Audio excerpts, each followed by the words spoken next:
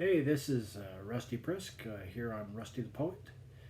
This is the fourth poem I posted on this channel. After I posted the last one, I actually got some really nice feedback. I heard from a couple of people that I had no idea that they would be watching. People I know from other facets of my life, not connected in any way to my poetry life. And one of them made a comment that I thought really cut to the heart of it. He said that I sound a lot more confident when I'm reading a poem than when I'm just speaking, and I think I'll just leave that there because that line says more about what it means to be me than anything else I could possibly say.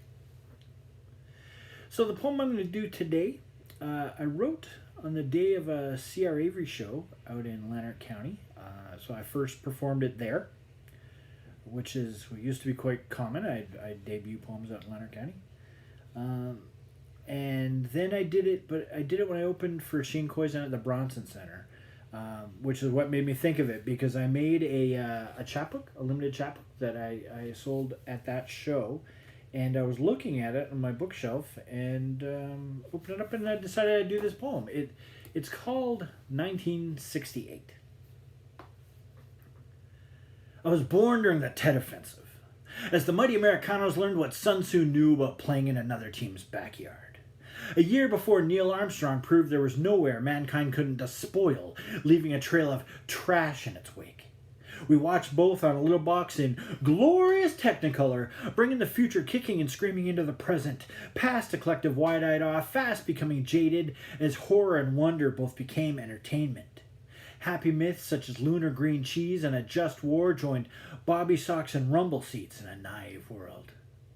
Writers could spin, but pictures couldn't lie. Right? We saw what we were shown and believed it all. It was a dark time when you can't believe your eyes when your eyes see lies. Well, I believe in Beatles. Or maybe scarabs, as our view of Arabs switched from happy Indiana Jonesian Egyptians to high-flying skyriders in the blink of an eye. Or snap of a shutter. As this latest fear-mongering is brought to you by Slippy Peanut Butter, the choice of a new generation. Or maybe germination, as the seeds of mistrust are planted just below the surface. I was conceived during the summer of love, and sprang forth fully armored into a new year of war.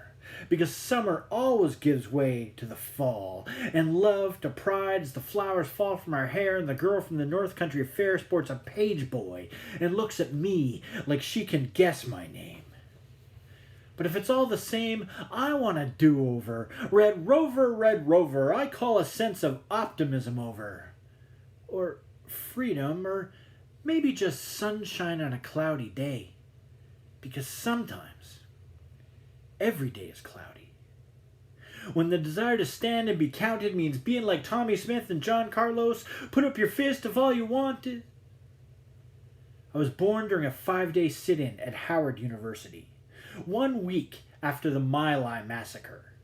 I was born 2 weeks before Martin Luther King Jr. paid the ultimate price for daring to ask for a little justice. I dreamed a little dream of peace. Of pieces of a broken world built on a crumbling foundation. As all pretense is lost, and instead of fights for rights, we have squabbles over payouts. I was born during a time of war. I was born during a time of potential.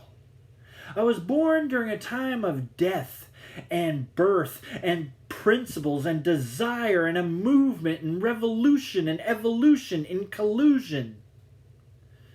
I was born by a river in a little tent.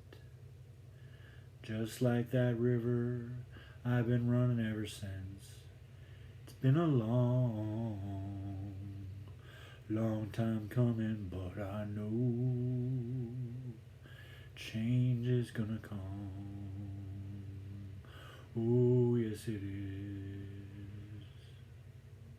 I was born just in time, because the change is gonna come. And this is day one.